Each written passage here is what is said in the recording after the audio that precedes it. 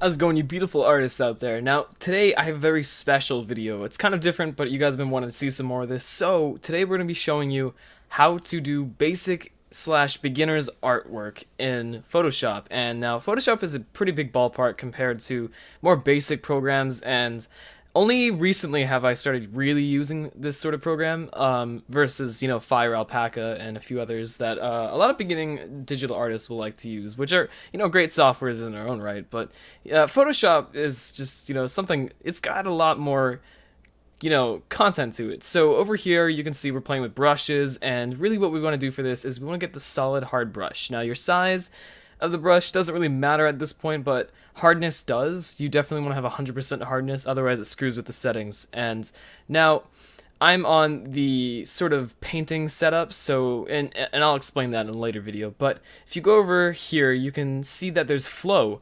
Now, we're not really going to screw with flow too much right now. It kind of messes up how the painting comes out and how the brush tool works, but we're going to keep flow at 100% because it affects how it looks. It affects how your stroke looks when you are using art with a pen tablet or an art tablet. Now, next up over here, as you can see, we go to settings over here, and you want to click on click on shape dynamics, go to control pen pressure.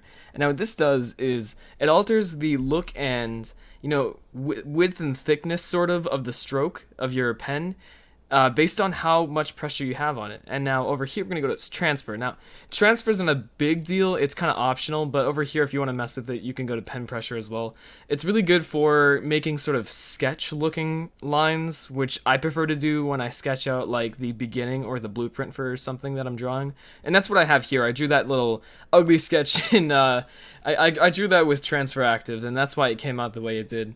And we'll get into that at a different point, but it's really good for kind of like toying around and figuring out what exactly you want to do. So personally, I'm going to use that when I start this up, and we're going to see over here that there are the layers.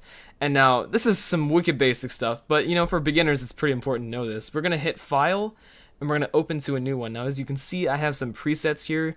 They're the recent sizes that I've used, excuse me.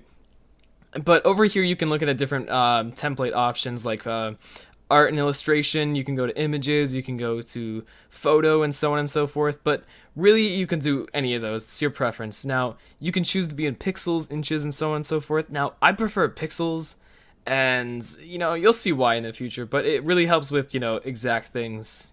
Keeping your images exact, because that's the file format. That's the format that most artists use anyway when it comes to digital work. So yeah, as you can see here, we're speeding things up a little bit because I started toying around with it and trying to figure out what exactly I wanted to do. I've kind of been doodling on a whim lately, and as you can see here, I use the move tool. Now, it's a selection thing that you can use, and you can select an area, hit Control T, and that's how you can transform and move the object that you selected around. That's something I didn't learn right away, but like it's fairly similar to Paint, like Microsoft Paint or any Microsoft program. And yeah, so once we finish the bird over here, I'm starting to work on the background slash foreground, and I'm working on kind of like an environment to kind of spice things up, because I don't just want the bird. So we're going to make some rocks over here, some plants, and we kind of make like a sort of pond that he's standing in. I didn't quite decide what I wanted out of that. And then we're making this big flashy plant in the back. And now, yes, it looks ugly, but that's the point. If it looks ugly, that's okay. It's supposed to look ugly. It's a precursor sketch. It's what you do to figure out what you want to do. And from here, we're gonna go make a new tab, excuse me. We're gonna make a new layer, excuse me. And as you can see, there's that little thing on the bottom right, that little bar on the bottom right. Now, you want to go click on the one that says new layer. It's the second most right icon down there that I clicked on. And we're gonna go back over here, kind of like fiddle with the size for a little bit of the brush stroke. And now the reason I do that is because like if you want to have like a more cartoony look, you can do a wider brush size. Now that's up to personal preference and whatnot, but for the sake of this video, I did that. And if you're wondering how I'm moving around so fast, I also didn't figure this out until a little bit later into getting used to Photoshop. But on the right, you can see that tab that says Navigator, and you can kind of just click on it and drag it around like a hand tool. And yeah, so we have our brush here. I actually turned off transfer so that I could get a thicker, more, ink-like stroke, because that was kind of what I was going for. And we're gonna start, kind of like molding the shape of the bird. I what We're gonna kind of start molding the shape of the bird over here. And what I usually do when I'm kind of like doing like rough sketches like this is I'll mold the shape as I go about it. I don't really know, I can't really speak for other artists when I do this, but this is what I do when I create a first or second draft out of like maybe two or three drafts that I do of a certain art piece if I want it to be serious.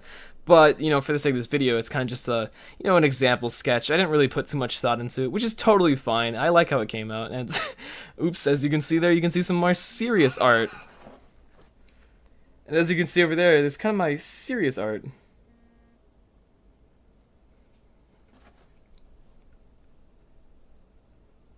Now, we're going to kind of start outlining the tail and whatnot over here, and I'm speeding it up as you can see, because I took a little while with that, especially because like my molding habits took over, and it didn't take too long though. So once we finished that, we went to drawing over and doing the line art over here by the grass and stuff. I really wanted to make sure that came out right, but it didn't need to be too flashy. It was just kind of like lines and stuff. And as you can see, the circles, I left those alone. The tips of the flowers, I left those alone. You're going to see a little bit in a second why I did that. And that's part of the particle effects that I'm going to do later. And we'll get into that in a second. But yeah, as you can see, these are in different layers. I created a separate layer for the background, which is super important. And now we're on to color. Now, color is a different ball field. Now, what you want to do with color is it doesn't really matter what you choose for color depending on what you're doing. You don't have to do exactly what I'm doing in this video. You can do your whole other thing. You can do whatever you want to practice with Photoshop. Again, this is just a little bit of a learner's tutorial, but with color and paint and all that and choosing what color you want, it takes a lot of fiddling around to get used to that. You kind of just, play with the paints until you find something you like, which I can do here, which as you can see is exactly what I'm doing. And I chose a full-on background color, which kind of kept things simplified for me, and it kept the video going quicker. And now we're going to test out some colors for the Blue Jay, which is kind of like my own little thing. I made the tail a bit longer. Everyone knows Blue Jays don't have gigantic tails like that, but I kind of just did my own thing. It's your art. You can do whatever you want. That's the best part about art, doing your own kind of thing. So moving on, I'm going to speed this up once again, and we're going to use the bucket paint tool, the paint bucket tool, excuse me. And there's kind of some issues with that sometimes if you like mess up your layers. I know I messed up part of my layers, which is why I had different segments and stuff. So I kind of just took a bigger brush and just filled everything else out, which is, most of the reason why I finished this off by speeding things up over here in this segment. But yeah, so you want to fill it out. You can do different layers of coloring. You can do full body layers, and then you can do layers of secondary colors on top of it. So like, for example, a Blue Jay is going to be blue. That's their base color. But you can also make that its own layer, right? You can make a full blue layer of their body like this. And then you can do a layer on top of that and take maybe a white brush or something and do the secondary color. Because I know around their necks and their bellies they have a, white feather coloring. But I didn't do that for the sake of this video. I kind of want to do my own thing. So moving on to the same layer. You don't need to do this. It's probably a better idea not to, but I kind of just didn't feel like, messing around with another layer. I kind of did my own thing. I went to a darker shade of green, or a stronger shade of green, and I started doing sort of like these outlining color strokes on the edges of the leaves to kind of give them a bit more, accent, I guess. I wanted to make them look a bit more dynamic. You can't just have the same color for the entire background. I mean, of course you can, but, you want to spice things up, make it a little bit more purdy. So I went through that, and this is another kind of lesson in figuring out what kind of colors you want to do. So when it comes to colors like this, it's really cool to take complementary colors that kind of work with the base color that you did with your background. Like this light green that I had in the background looks really nice with this darker, stronger shade of green that kind of like, they work off of each other, you know what I mean? They kind of like play off of each other's sort of coloring style, I guess, and it really brings out this sort of like light, calm, floral nature-ish kind of vibe to it. I want to say I'm not a poet, but you guys kind of get what I'm saying here. They really work well off of each other, and that's the whole thing with choosing your paints and your coloring with this kind of thing. It's really important in Photoshop, but it takes time to decide what color you want, obviously, and that's kind of one of the things that I've dealt with a lot. But they kind of make it easy when you use your swatches, which are the colors that you can choose from on the top right, but you can also go more in depth, and I'll show that in a future video with what colors you want exactly. So over here you can see I'm kind of outlining the black lines that I did with the same darker green color that I used on the leaves. Now, that's not, common practice because they're not a solid shape, but it kind of gave it a bit more accent, which is cool. I never actually did a full-on background, like a backdrop like I had drawn in my sketch, but it would have really shown well on the leaves that I used over here, so it kind of still looks nice. But here is the exciting part. Remember how I said that I didn't want to draw in those circles? You'll see over here that I start making a foreground, and over here I added like this sort of watercolor brush, and you can see that the watercolor brush is over on the left. It's what I clicked over there. And what I like about the watercolor brush is it effectively is a watercolor brush. It smears colors if you don't put it on. If you put it on the same layer, that is, of other colors, it'll smear those same colors. But I chose a different layer to separate them and prevent that because I love the soft edged look to it. And I started kind of making these fireflies on top of the glowing plants. And you'll see that I'm speeding it up here again because I kind of placed a ton of them, and I kind of showed them getting bigger around the blue jay to show that they were closer to you, which is a definite, illusion depth thing that you want to do when it comes to making art like this. And it's pretty easy to do that in Photoshop. So the watercolor brush is really good for making softer colors if you guys want to add, some sort of texture to it.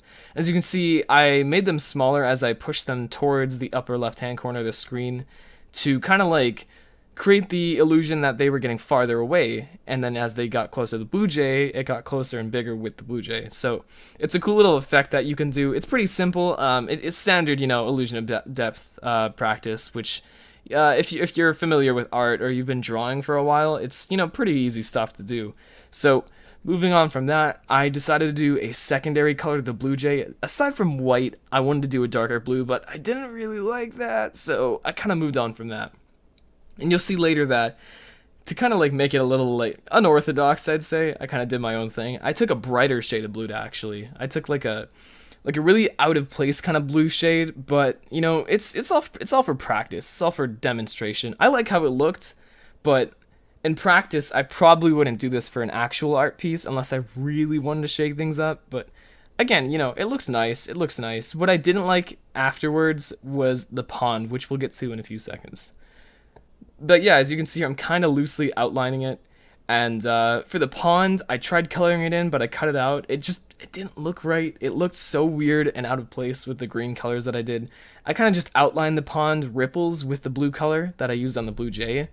And it's really, it came out good, in my opinion. It just, it needs some work. It's just practice. We're just figuring things out here. But yeah, so overall, those are the basic things you can do in Photoshop. And I will be doing procedurally more difficult, more higher level things with Photoshop. And yeah, as you can see, I'm filling things out in the background here. It's a really simplistic piece. It's kind of something you can practice with. Feel free to use this as your own work. It's nothing special. You can take this and you can practice with it. You can practice the different layers, the different brushes. If you want to kind of capture my own little style, you can do those brush techniques. You can turn transfer on or off, but definitely keep the shape dynamic option on, because that really helps with making realistic art strokes, especially with the brush or pencil tools.